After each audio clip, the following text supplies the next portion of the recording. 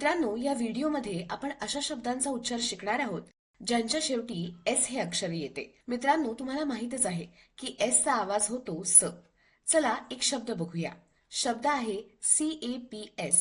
मित्रांनो, हा शब्द वाचण्यासाठी आपण सगळ्यात आधी CAP चा उच्चार करू आणि त्याला एस चा आवाज जोडू।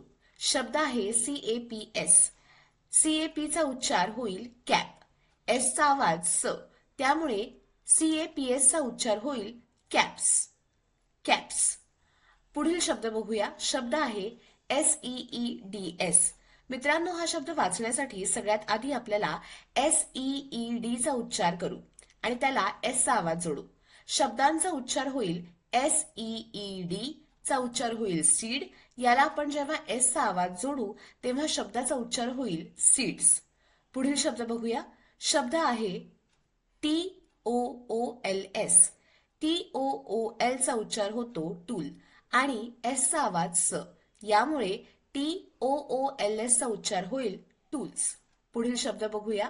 CUTS। CUT चा उच्चार होतो कट। एस चा आवाज स, त्यामुळे CUTS चा उच्चार होईल कट्स। पुढील शब्द बघूया। DIPS। DIP चा आवाज होतो डिप।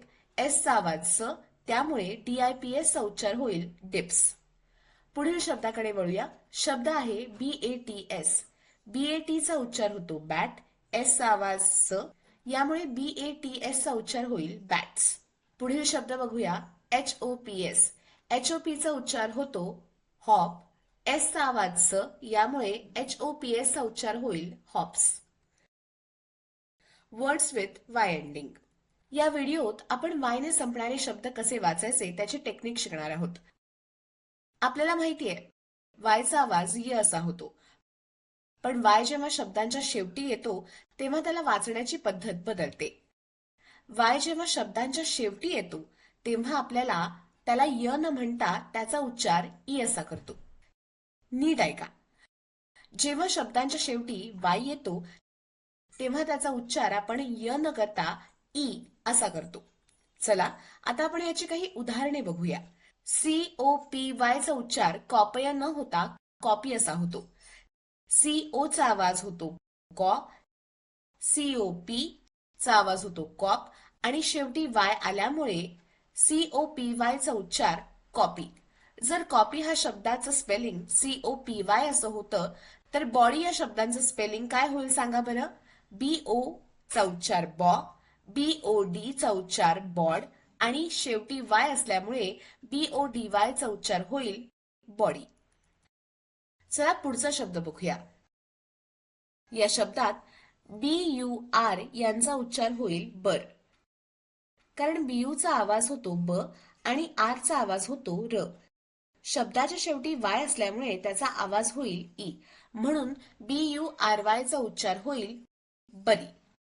तसंच VERY या शब्दाचा काय उच्चार होईल। VE चा आवाज वे, VER चा आवाज होईल वेर आणि शेवटी वाय आल्यामुळे VERY चा उच्चार होईल व्हेरी। पुढचा शब्द POLY। PO चा उच्चार होतो पॉ, POL चा उच्चार होतो पॉल आणि POLY चा उच्चार होईल पॉली। आता तुम्ही मला सांगा, लिली या शब्दाचं स्पेलिंग काय होईल। तुम्ही म्हणाल किती सोपं आहे, हो ना।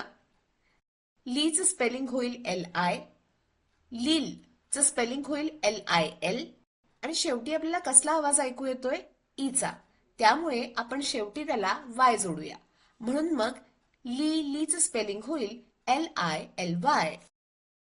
महाराष्ट्र होतो इंग्लिश साक्षर, तुम्ही मागे राहू नका। लीप फॉरवर्ड विकसित टेक्निकचा वापर करून तुमचा वर्ग इंग्लिश साक्षर करा।